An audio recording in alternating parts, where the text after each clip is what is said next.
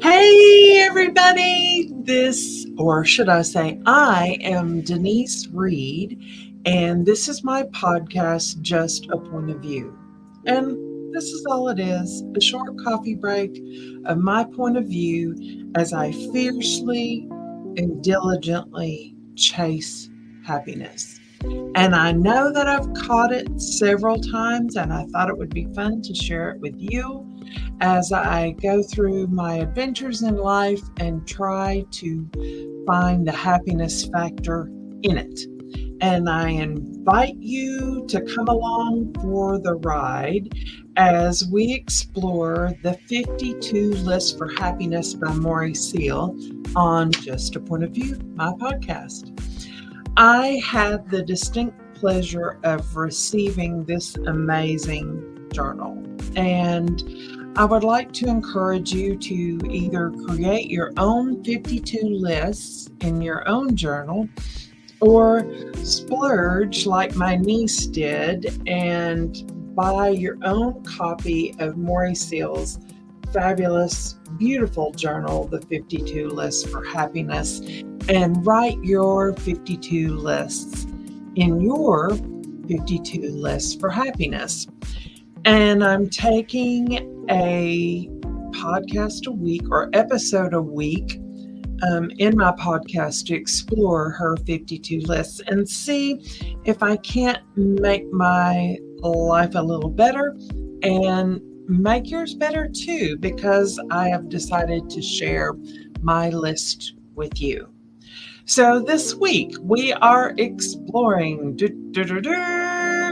list 15, and Moorea Seal basically is exploring saying no. And her list 15 is the list the things you want to say no to. And sometimes it's really, really difficult to tell someone no. I think it is a really difficult thing for parents to say no. As children, I guess we get acclimated to, or at least if you're a people pleaser, we get acclimated to trying to take on more and more and more, so more people will like us, so we can be a part of more things, so we can do a bunch of stuff and explore a bunch of things. If you have a high self-confidence factor, and Moorea pumped the brakes on list 15 and recommends that you say no. And Shonda Rhimes, or no, not Shonda Rhimes. Well, anyway, there was a whole thing in TEDx about saying yes as frequently and as often as you could. And I thought, good grief, if you say yes to everything and don't put a filter on what you are and are not able to accomplish or do or accommodate, then you're going to be torn in all kinds of directions.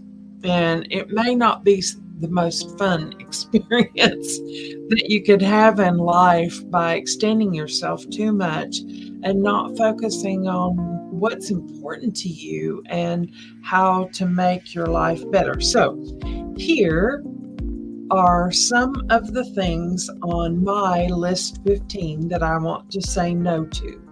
I want to say no to stupidity. I have a very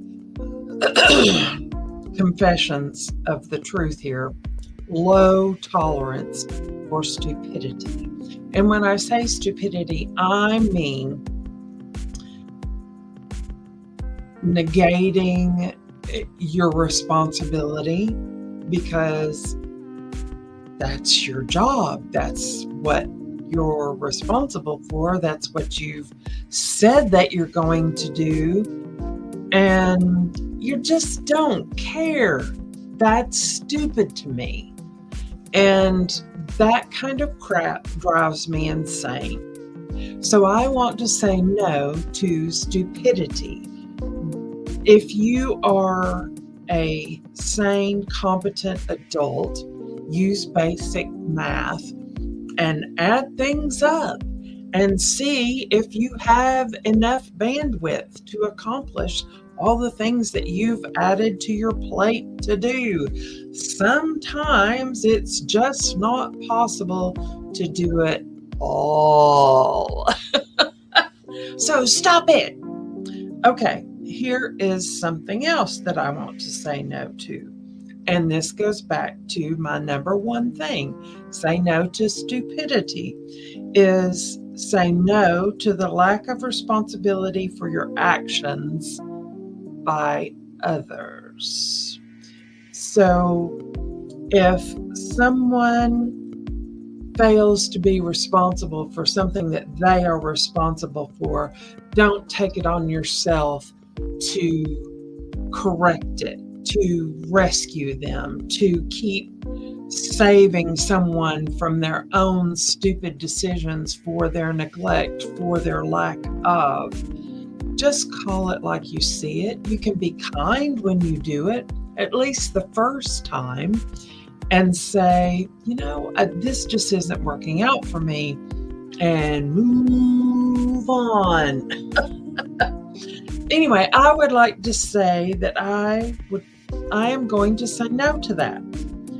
The fact of taking on the responsibility of someone else's lack of responsibility.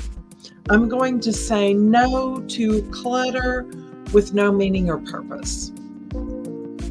So if you have a stack of documents on your desk and you're working through that stack of documents, that is not clutter without meaning or without purpose. You have a purpose to get through that stack of items, or to file some things as a stack of, I'm going to get this done, because you're waiting on a way to better organize things.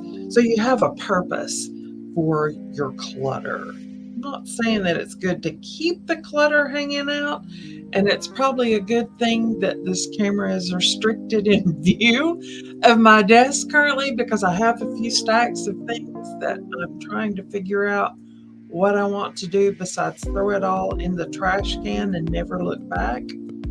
I am a little bit on the hesitant side to do that because I keep referencing back to my stacks of stuff. Happy memories, validation of my work, that kind of thing. Anyway, I've got to focus on the no meaning, no purpose, and get rid of some more clutter in my life. So hopefully that's encouraging you to do the same. All right, here's something else I'd like to say no to. I would like to say no to not understanding basic math by adults. There are some adults around me, and I'm not going to name any names, but if you have a list of things that you're responsible for and they cost X amount of money, and you're not making enough money to cover those things, it's time to clean house. It's time to sell some things. It's time to go out and search other sources of revenue. And that's not a loan from someone, that's actual revenue where you can pay these bills on an ongoing basis. That I just choose to say no to. I can't rescue the whole world. I'm trying to go through my list of things that I'm responsible for and be responsible for them. And I want to encourage you to do the same. It is not easy, and although it sounds simple, it is not. And sometimes life throws you some curveballs, and I recognize that. On occasion, I have been known to be behind the 8 ball myself. And hey, I've raised my hand and said, dear person, I recognize that I have accepted more than I am able to accomplish or accommodate. And here's where I am. These are my expectations for being able to do whatever. And I hope that you can work with me while I'm working through this process. And I hold that as a high standard for myself and want to do the right thing by everyone that I work with and for, and try to be really clear in communicating if I'm not able to accomplish a task, raising my hand and saying, hey, I'm not able to do it, but this is what I can do, and I hope that you'll work with me. And then I try to follow up to make sure that it gets executed.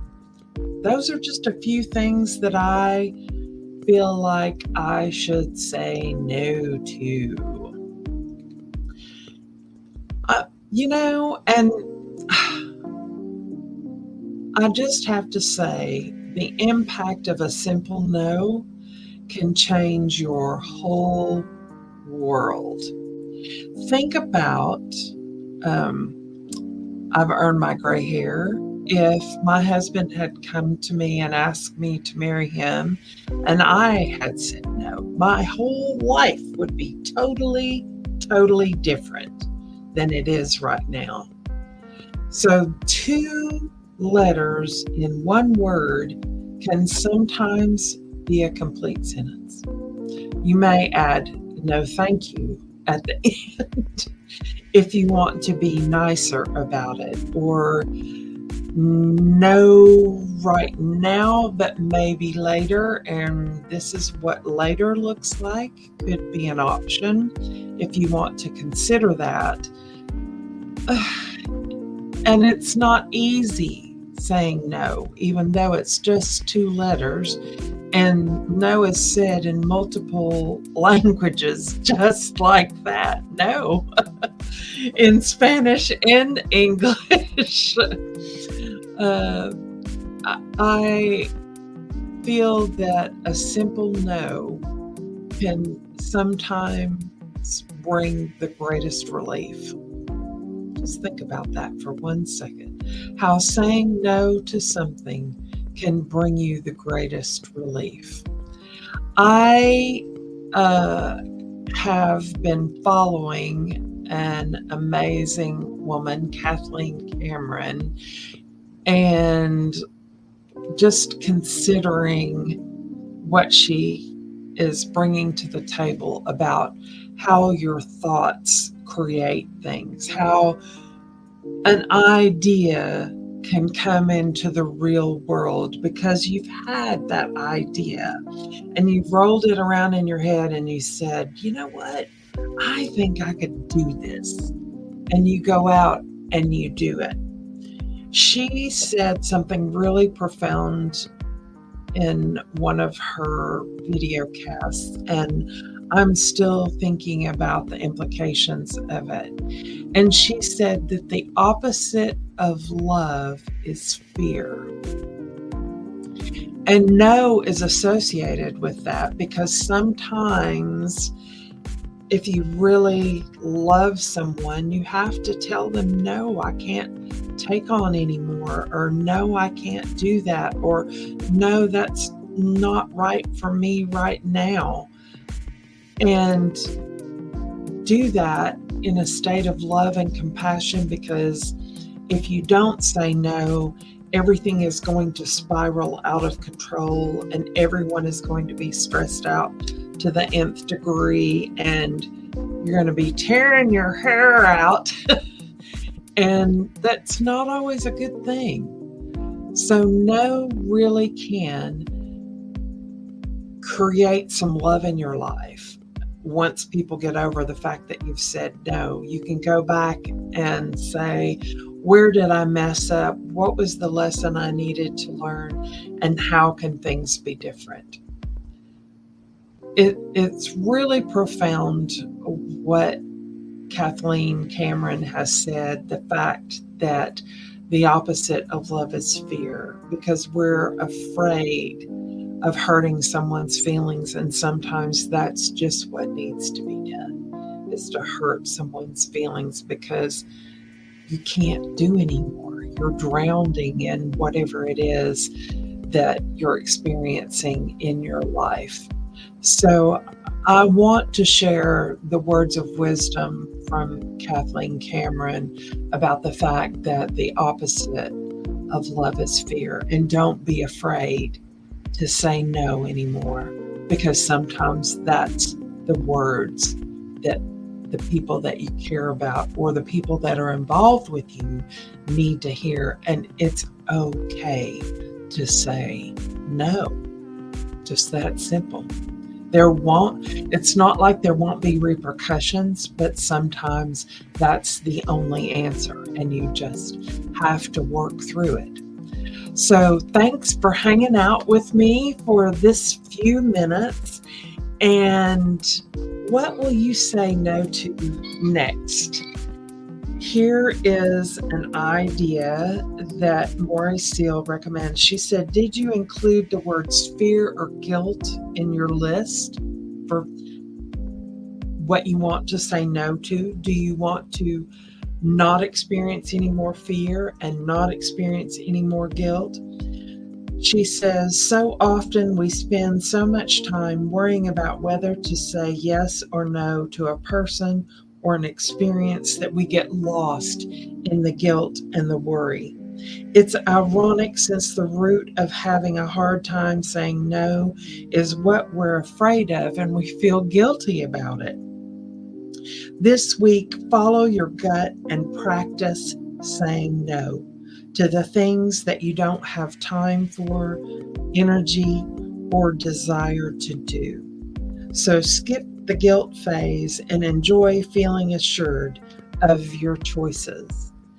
And that is a recap, or should I say, a fabulous summary of list 15 in the 52 lists for happiness by Moorea Seal.